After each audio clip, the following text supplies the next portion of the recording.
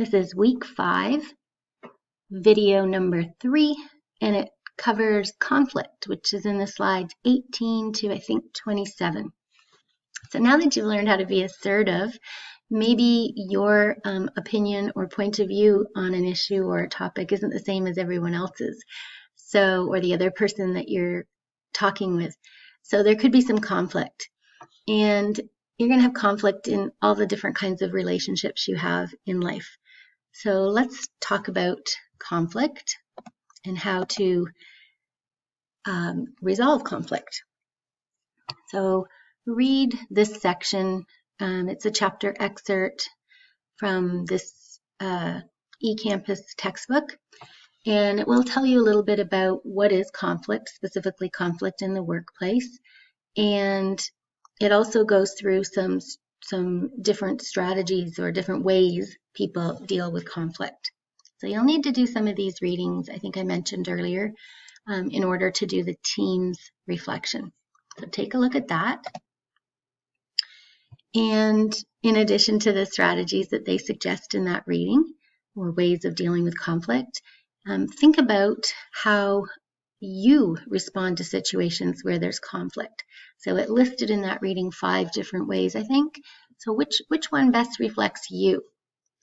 And this article right here, what's your conflict style? This one goes through and talks about the ones that are actually in the reading.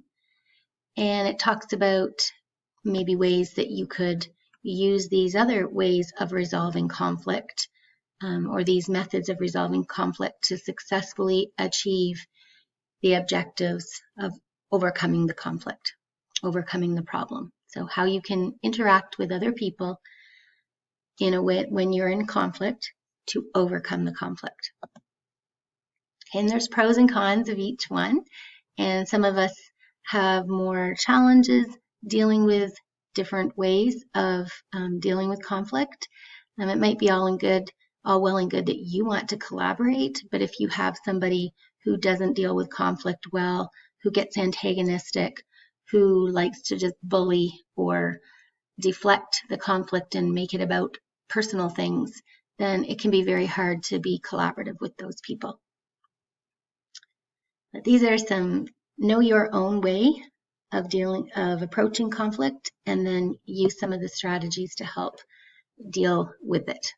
Okay, so think about the people that you're in a relationship with, whether it's in work or in your personal life, and think about what their conflict style is. Do they avoid? Do they, like I said, immediately get defensive about things? How do they deal with it?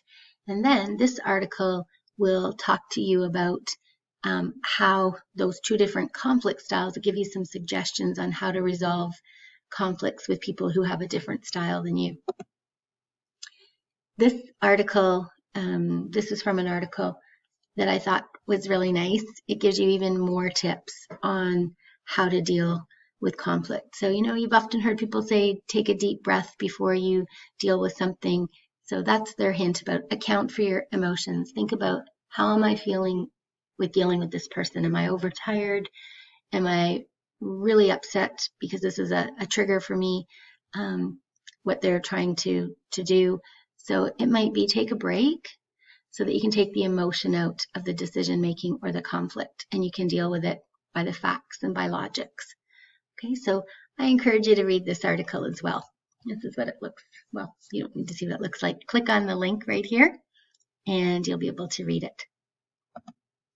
These are some additional resources I've just added into the slideshow.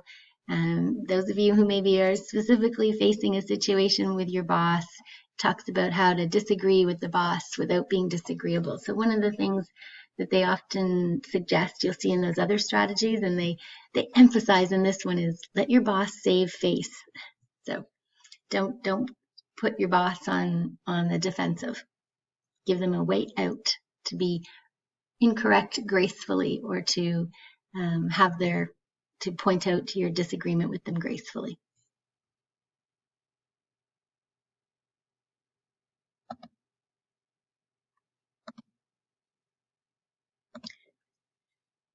So this concludes our section on conflict, and I hope you click through the links because they'll help you with your reflection on teams.